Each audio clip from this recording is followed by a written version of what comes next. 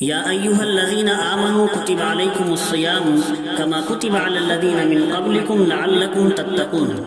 اللہ فرماتے ہیں اے ایمان والو، تم پر روزے فرض کیے گئے ہیں جیسا کہ تم سے پہلی امتوں پر روزے فرض کیے گئے تھے۔ تو اس آیت میں رمضان کے روزوں کا بیان ہے مفسرین کی صراحت کے مطابق، اور آگے 2 آیتوں تک رمضان کے روزوں کا ہی تذکرہ ہے۔ تو اس آیت میں رمضان کے روزوں کی فرضیت کا بیان ہے کہ تم پر روزے فرض کیے گئے ہیں جیسا کہ تم سے پہلی امتوں پر بھی روزے فرض کیے گئے تھے۔ روزہ ارکان اسلام میں سے ایک رکن ہے۔ اسلام کی بنیاد 5 چیزوں پر ہے، اس میں سے ایک وصوم رمضان، رمضان کے روزے رکھنا بھی، اور روزہ فرض ہے۔ مفسرین لکھتے ہیں خواہش پرست بندوں پر روزہ رکھنا بہت دشوار ہوتا ہے، اس لیے اللہ تبارک و تعالیٰ نے اس کی فرضیت تاکید اور اہتمام کے الفاظ سے بیان فرمائی ہے۔ اور آگے فرمایا تم سے پہلی امتوں پر بھی روزے فرض تھے، صرف تم ہی پر روزے فرض نہیں ہیں۔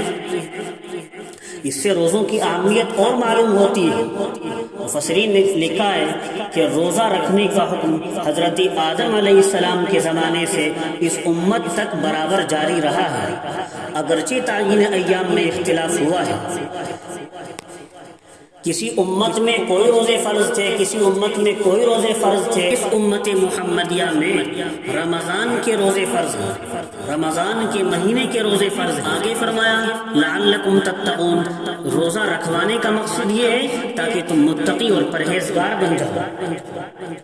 روزے سے نفس کو اس کی مرغوبات سے روکنے کی عادت پڑے گی۔ روزے سے جب نفس کو جائز مرغوبات سے روکا جائے گا، کھانا پینا جو پہلے جائز تھا روزے کے اندر جائز چیزوں سے روک دیا گیا، کھانے پینے سے، جماع سے، تو ان چیزوں پر رکنا بھی آسان ہو جائے گا، ان مرغوبات سے رکنا بھی آسان ہو جائے گا جو شریعت میں حرام ہے۔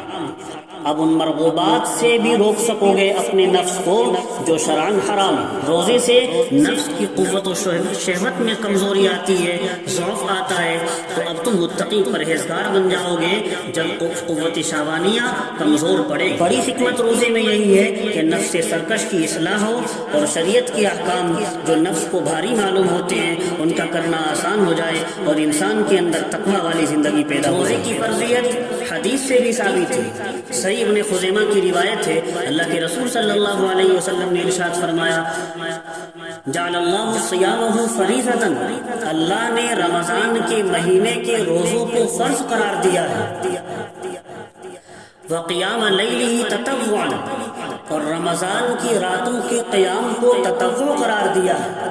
تطوع کے معنی اگرچہ نفل کے ہیں لیکن یہاں پر فرض کے مقابل یہ لفظ استعمال ہوا ہے، یعنی رمضان کے روزوں کو فرض قرار دیا ہے، رمضان کے مہینے کے روزوں کو، اور رمضان کی راتوں کے قیام کو یعنی تراویح کو غیر فرض قرار دیا ہے۔ اب اس تطوع کی تفسیر فقہا نے سنت موقدہ سے کی ہے، یعنی رمضان میں 20 رکعت تراویح پورے مہینے پڑھنا یہ سنت موقدہ ہے، اور سنت موقدہ کا حکم قریب من الواجب ہے، واجب تو نہیں، واجب کے قریب قریب ہے۔ جیسے واجب کا ادا کرنا ضروری ہوتا ہے ایسے ہی سنت موقدہ کا ادا کرنا بھی ضروری ہوا کرتا ہے۔ اب یہ 20 رکعت تراویح جو ہم پڑھتے ہیں اس کا ثبوت کہاں سے؟ ویسے تو مصنف ابن ابی شیبہ کی روایت کچھ علماء نے ذکر کی ہے۔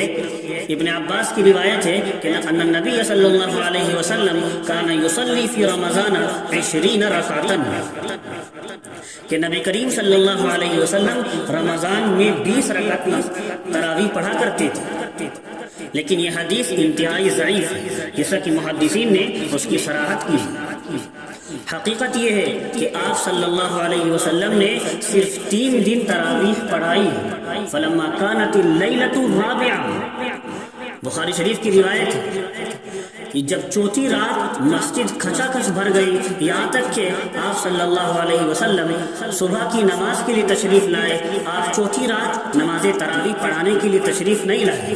پھر فجر کی نماز پوری فرمانے کے بعد آپ صحابہ سے مخاطب ہوئے اور پھر فرمایا کہ مجھ پر تمہارا مرتبہ مخفی نہیں ہے، یعنی تم لوگ نماز کے بہت حریص ہو، اس معاملے میں بہت آگے آگے رہتے ہو، لیکن مجھے یہ خوف ہے کہ یہ نماز تم پر فرض کر دی جائے، پھر تم اس کی ادائیگی سے عاجز ہو جاؤ۔ اس سے یہ واضح طور پر معلوم ہو جاتا ہے کہ یہ نماز بہت ہی محترم بالشان ہے، نماز تراویح۔ اگر آپ صلی اللہ علیہ وسلم اس پر اس وقت مواظبت کر لیتے تو فرض ہو سکتی تھی، پابندی کر لیتے۔ پھر جب حضرت عمر رضی اللہ تعالیٰ عنہ کی خلافت کا زمانہ آیا، بس صحیح بات یہی ملتی ہے، تو صحابہ کرام اس کو تنہا تنہا پڑھتے تھے۔ پھر حضرت عمر رضی اللہ تعالیٰ عنہ نے لوگوں کو اکٹھا کر لیا اور ابی ابن کعب رضی اللہ تعالیٰ عنہ کو ان کا امام بنایا، اور پھر تراویح کی تعداد 20 رکعت مقرر کی۔ صحابہ کرام کے مشورے سے 20 رکعت پر اجماع ہو گیا، اور آج تک اسی پر صحابہ اور تابعین کا اجماع چلا آ رہا ہے۔ صحابہ، تابعین، سلف صالحین سب کا اجماع 20 رکعت تراویح پر چلا آ رہا ہے۔ اگر آپ صلی اللہ علیہ وسلم سے 8 رکعت تراویح ثابت ہوتی تو 20 رکعات پر صحابہ کا اجماع نہ ہوتا۔ صحابہ کا اجماع اس پر بڑی دلیل ہے۔ اجماع صحابہ کے بارے میں مولا علی قاری مرقات المفاتیح میں لکھتے ہیں کہ ابن حجر مکی کا قول ہے۔ ابن حجر مکی کہتے ہیں اجماعت الصحابہ علی ان التراویح 20 رکعۃ، کہ اجماع صحابہ اس بات پر منقول ہے کہ تراویح 20 ہی رکعت، اور نیز آپ صلی اللہ علیہ وسلم کا ارشاد گرامی یہ بھی 20 رکعت کے بارے میں دلیل بنے گا۔ اللہ کے رسول صلی اللہ علیہ وسلم نے ارشاد فرمایا تھا فعلیکم بسنتی وسنت الخلفاء الراشدین المہدیین۔ ابن ماجہ کی روایت میں ہے کہ تم میری سنت کو اور خلفاء راشدین کی سنت کو لازم پکڑ لو، مضبوطی سے پکڑ لو، المہدیین جو خود ہدایت یافتہ ہیں۔ تو اگرچہ 20 رکعت اللہ کے رسول صلی اللہ علیہ وسلم سے احادیث میں صراحتاً ثابت نہیں ہو رہی ہیں، لیکن حضرت عمر رضی اللہ تعالی عنہ کے عمل سے اور صحابہ کی اجماع سے 20 رکعت تراویح ثابت ہے۔ تو اس کو سنت عمر کہیے، جب بھی خلفائے راشدین المہدیین کی سنت کو لازم پکڑنے کو اللہ کے رسول صلی اللہ علیہ وسلم نے فرمایا ہے، اس طور پر بھی 20 رکعت تراویح کا ثبوت ہے۔ علامہ ابن تیمیہ بھی اس کا اعتراف کرتے ہیں، وہ کہتے ہیں فتاوی ابن تیمیہ جلد 23 صفحہ 122 پر ہے کہ بہت سے علماء نے سمجھا ہے کہ یہی 20 رکعت تراویح سنت ہے، کیونکہ حضرت عمر رضی اللہ تعالی عنہ نے 20 رکعت تراویح کو مہاجرین اور انصار کے مابین قائم کیا تھا، اور کسی نے اس پر نکیر نہیں کی۔ مہاجرین اور انصار صحابہ نے کسی نے نکیر نہیں فرمائی، کسی نے یہ نہیں کہا کہ 20 رکعت اللہ کے رسول صلی اللہ علیہ وسلم سے ثابت نہیں ہے، اور سب صحابہ کا 20 پر اجماع ہو گیا۔ اور 20 رکعت تراویح کثیر بھی ہے، زیادہ بھی ہے، جس کو قلیل پر ترجیح ہوتی ہے۔ ایک ضابطہ ہے کہ رکعات کثیر رکعات قلیل پر ترجیح والی ہوتی ہے، کیونکہ 20 رکعت میں 8 رکعت بھی آ جائیں گی، لیکن 8 رکعت پڑھ کر 20 رکعت کی فضیلت کو حاصل نہیں کیا جا سکتا۔ یہ تراویح 20 رکعت پورے مہینے پڑھنا سنت موقدہ ہے، اور سنت موقدہ کا حکم آپ کے سامنے آیا، یہ واجب کے قریب ہے، جس کا ادا کرنا ضروری ہے۔